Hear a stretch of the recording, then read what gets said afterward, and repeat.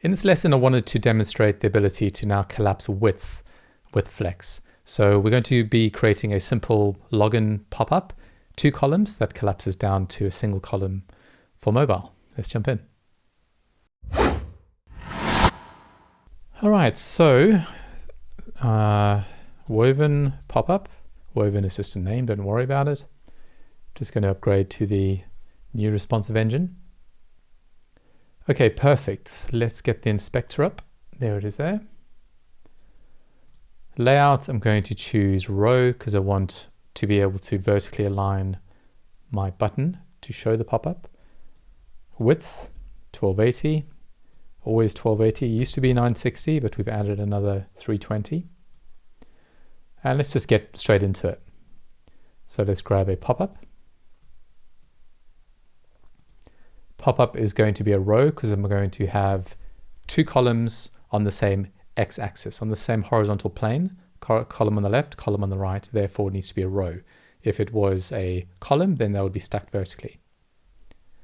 It's going to be a row, and the width, I'm going to make 960, nice and wide.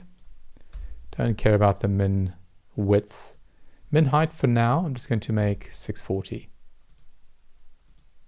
And I'm going to add just a bit of roundness. Don't care about styles for this particular short lesson. Okay, so we have our pop-up. Now we need our 2 columns. So here is group. This column is going to be a column basically. Going to stretch the full height. Don't care about fixed width or any of that stuff. I don't care about min height because now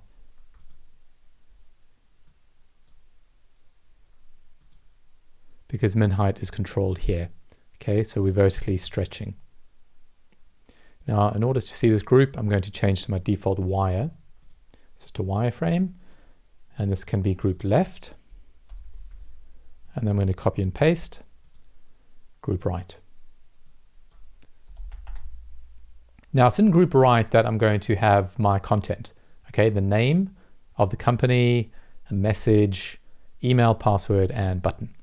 So for this, we need another group because we're going to be adding margin to this group and not to all the individual elements. We could do all the individual elements, but that's a lot of work. And I'm also going to have a conditional to change from 60 pixels of padding down to 20 pixels of padding. So it makes sense that we just throw in another group and then all of the content goes into that group. So let's add another group here. There's going to be a wire as well. This is going to be called group right inner. Okay, this is going to be a column. And it's not going to be fixed width all the way across. And no min height, so it just fills the space basically. So now I'm going to add 60 all around, 60, 60, 60, and 60. And this is where my content goes in. So we have a nice padding around this, right? We don't want it too close to the edges. On desktop view, on mobile, yes, we want it closer, and we'll use a conditional to do that. But for now, I'm going to, so this group, instead of adding an image to the group, which means I might have some vertical issues, I'm going to change the group source to be an image, and the behavior is slightly different. Let's explore. So I'm going to remove that and I'm going to choose image and I'm going to upload an image. Okay, there's my image there for my pretend fashion company. And I have cropped the image to fit the element size. Okay, that's checked. You can see if it's unchecked, it doesn't crop to fit those dimensions. So I'm going to crop it in, and then I'm going to center my image. And now in responsive, when I squeeze this down, you can see that it's staying in the center of the image. It's not sort of cutting off from the right-hand side too soon. It's just trying to center it. Okay, so let's quickly explore how to collapse this. So in the layout, we have this element is visible in page load. That's fine. And then we can collapse when hidden. I'm going to check that.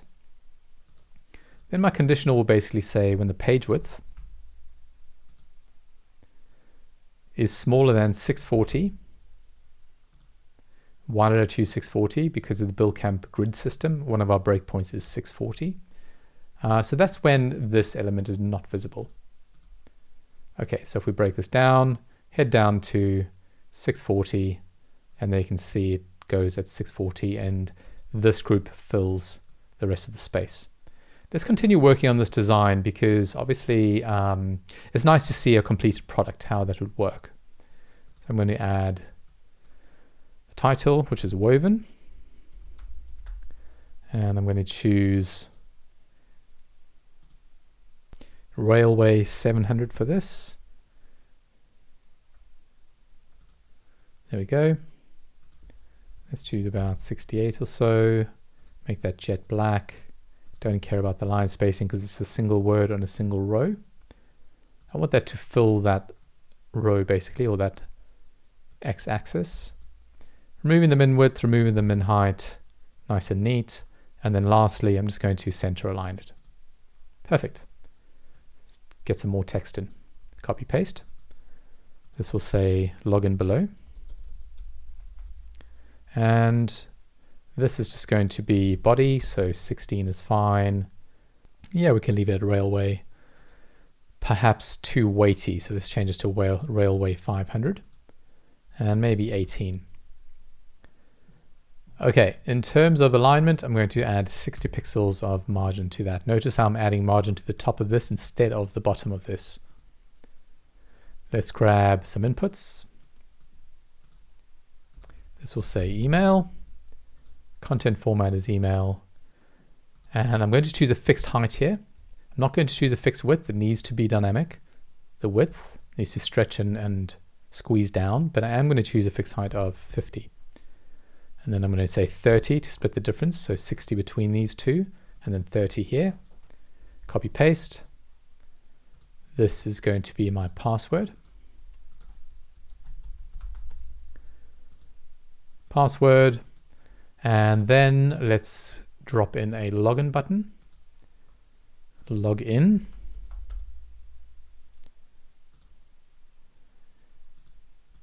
Not going to be fixed width. Don't care about the min width. Min height, I'm going to make this fixed height at 50. And then maybe 40 pixels. I prefer inputs to be slightly closer together, and then your main action button to be a little bit further down. Okay, so we've got some space down here. So what I'm going to do is I'm going to say fit height to content. Boom. Nice. Now I want to center this basically. I want to center this. So in order to center this vertically, I'm going to go back to my group right and just change it to a row. And then that allows us to then select this group and then center align it vertically, like so. Perfect. Let's have a quick look at responsive. Squeezing down, squeezing down. Problem here to address. Squeezing down. Okay, so let's address that problem. So basically our margins are too wide when we get down below 960. So let's say this. On the conditionals tab, let's say that when the page width is smaller than 960, then just change the left and the right margins to 20 each. You can say 40 and then further down the road, change that again down to 20. 20 is for mobile really.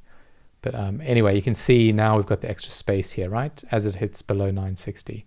And that's absolutely fine. And still looks fine all the way down to mobile. Perfect. There we go. And just to finish it off, let's just change this back to default group. Default group. And one more look at it. There is a desktop view, tablet, down to mobile. Perfect. So collapsing width, super handy. Absolutely love Flex. So go ahead and practice your 2-column login pop-up.